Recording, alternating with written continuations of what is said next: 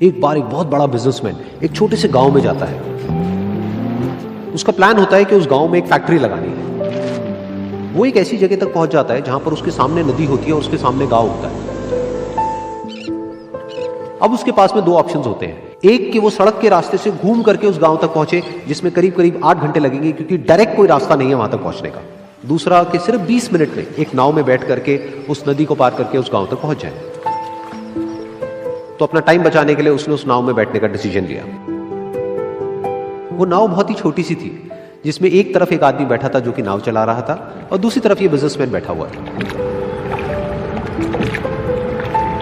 तो नाव में बैठने की थोड़ी देर बाद उस बिजनेसमैन ने उस नाव वाले से पूछा, तुझे पता है तेरी नाव में कौन बैठा है?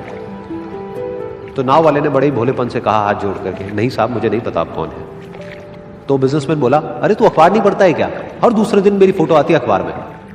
तो नाव वाला बोला, अरे साहब मुझे कहाँ पढ़ना लिखना आता है, मैं बहुत छोटा सा था जब मेरे पिताजी गुजर गए थे, तो अपने परिवार का ध्यान रखने के लिए मैं बचपन से ही काम में लग गया और तभी मेरा स्कूल छूट गया।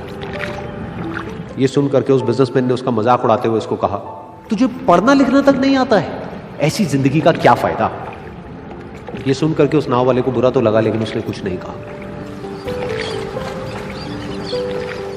थोड़ी देर बाद वो बिजनेसमैन उस नाव वाले से बोला, अभी कुछ ही दिन बाद ये जो सामने तू जमीन देख रहा है, यहां पर मेरी एक बहुत बड़ी फैक्ट्री होगी जहां पर हमारे ब्रांड की मिनरल वाटर की बॉटल्स बनेगी। उस नाव वाले को बात समझ नहीं आई। उसने कहा, क्या बनेगा साहब? तो बिजनेसमैन थोड़ा सा इरिटेट होकर के बोला कि हमारे यहाँ पर पानी की बोतलें बनेंगी जो तेरे गांव में नहीं बिकेगी लेकिन शहरों में बहुत बिकती है। अरे कभी तू शहर गया होगा तो तूने देखी होगी पानी की बोतलें रखी होती है दुकानों पर।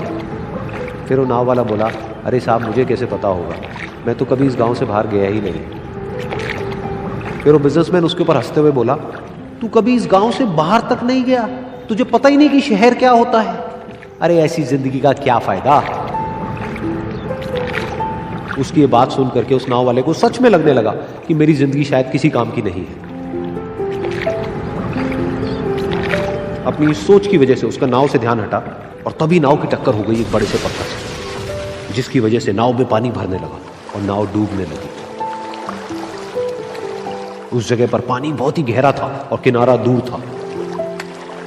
नाव वाले को समझ आ गया कि अब इस नाव को बचाने का कोई तरीका नहीं है और वो अपनी जान बचाने के लिए नदी में छलांग मारने ही वाला था। तभी उसने उस बिजनेसमैन से पूछा, साहब आपको तैरना तो आता है ना? तो बिजनेसमैन घबरा करके बोला, ऐसा क्यों पूछ रहे हो, मुझे तैरना नहीं आता है।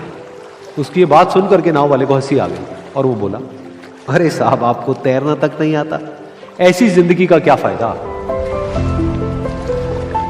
ये सुन करके उस बिजनेसमैन को अपनी गलती का एहसास हुआ और वो हाथ जोड़ करके उस नाव वाले से बोला, तुम जो कहोगे मैं तुम्हें दूंगा, बस मेरी जान बचा लो।